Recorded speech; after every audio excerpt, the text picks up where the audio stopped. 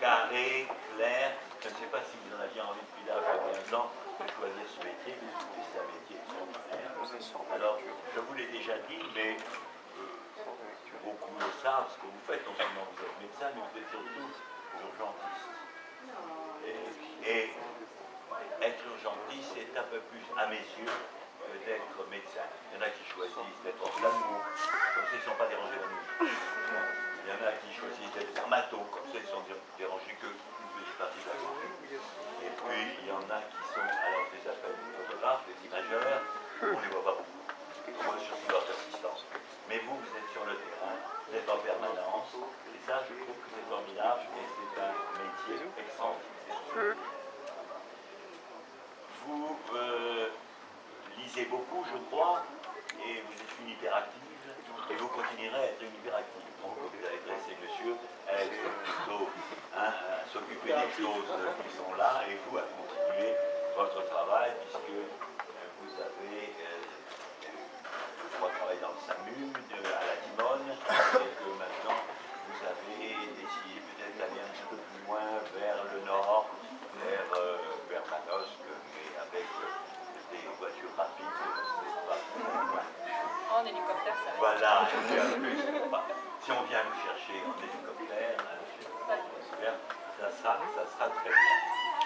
Donc, votre parcours, il a été agrémenté, nous en parlerons tout à l'heure, de quelque chose que j'avais vu, que je ne vois plus, quelque trop chose. petit, c'est pour Mais c'est pas du tout, je voulais qu'il soit Il est là, il est là. Voilà.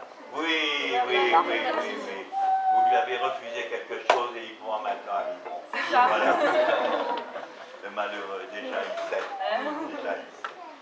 Bien, ben, après ces petites choses dites pour agrémenter cette journée, je vais donc devoir vous marier. Si vous en êtes d'accord. Je vais commencer par vous lire le code civil qui règle les problèmes entre les époux. C'est l'article 75 du code civil qui prévoit ce que vous devez faire tous les deux. L'article 212 dit que les époux se doivent mutuellement respect, fidélité, secours, ça vous saurez faire, madame, et assistance, vous saurez le même aussi très bien. Les époux assurent ensemble la direction morale et matérielle de la famille. Ils pourvoient à l'éducation des enfants. Des enfants, nous avons parlé des enfants. Et préparent leur avenir. Si les conventions matrimoniales ne règlent pas la contribution des époux aux charges du mariage, ils y contribuent à proportion de leurs facultés respectives. Que ce soit réglé ce problème. Les époux s'obligent mutuellement à une communauté de vie, c'est bien évident. L'autorité parentale, c'est un article nouveau maintenant. C'est un ensemble de droits et de devoirs ayant pour finalité l'intérêt de l'enfant. Elle appartient au père et mère jusqu'à la majorité ou l'émancipation de l'enfant pour le protéger dans sa sécurité, sa santé et sa moralité. Pour assurer son éducation et permettre son développement dans le respect dû à sa personne. Les parents associent l'enfant aux décisions qu'il concerne et selon son âge et son degré de maturité. Je sais que vous avez, je vous l'ai déjà demandé, fait un mariage. Je vais donc maintenant vous demander de vous lever.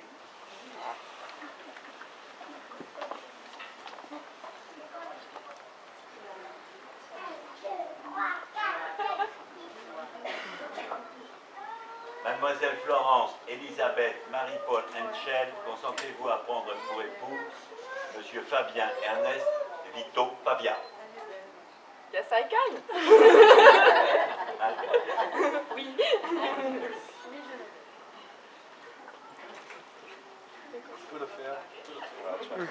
Oui, voilà, hyper. Monsieur Fabien Ernest Vito Pavia, consentez-vous à prendre pour épouse Mademoiselle Florence Elisabeth Marie-Paul Henschel? Oui.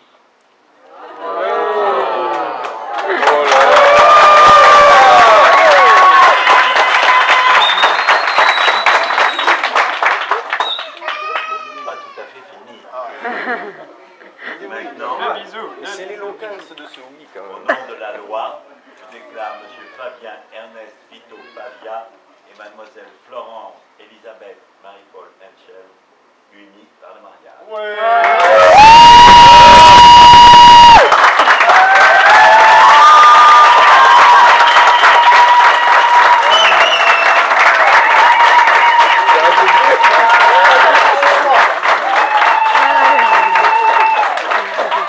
Vous pouvez vous rasseoir.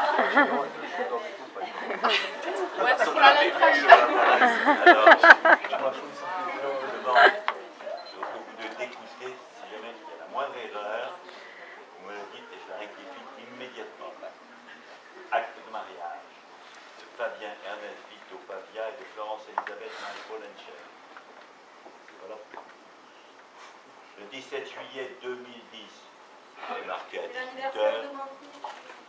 Bon anniversaire, Patou. Ouais, Patou. Ça va? Le 17 juillet 2010,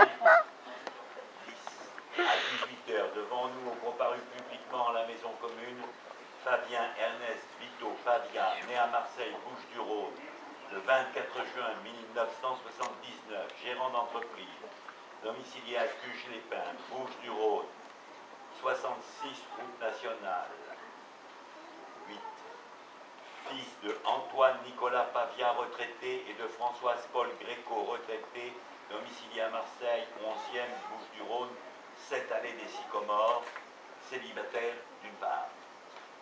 Et Florence Elisabeth Marie-Paul Henschel, née à Marseille, Bouches-du-Rhône, le 18 août 1980, médecin, domicilié à Cuges-les-Pins, Bouches-du-Rhône, 66 route nationale 8, fille de Philippe-Éric Henschel, chauffeur poids lourd, et de Michel-Marie Morissette Roy, sans profession, domicilié à Marseille, 11e, Bouches-du-Rhône, 33 boulevard Joseph Boeuf, célibataire d'autre part. Sur notre interpellation, les futurs époux ont déclaré que le contrat de mariage a été reçu le 25 mai 2010 chez maître Béatrice Benita, notaire à Aubagne, Bouches-du-Rhône, 251 avenue des Palus, zone industrielle Les Palus. Ils ont déclaré l'un après l'autre vouloir se prendre pour époux. Nous avons prononcé le nom de la loi qui sont unis par le mariage.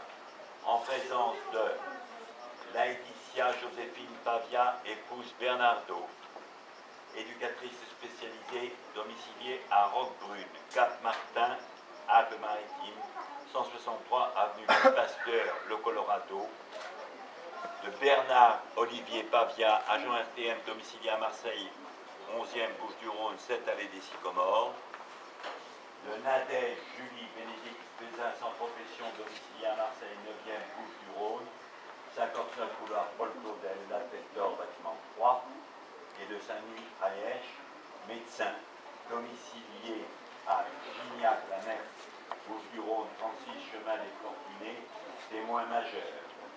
Lecture faite et invité à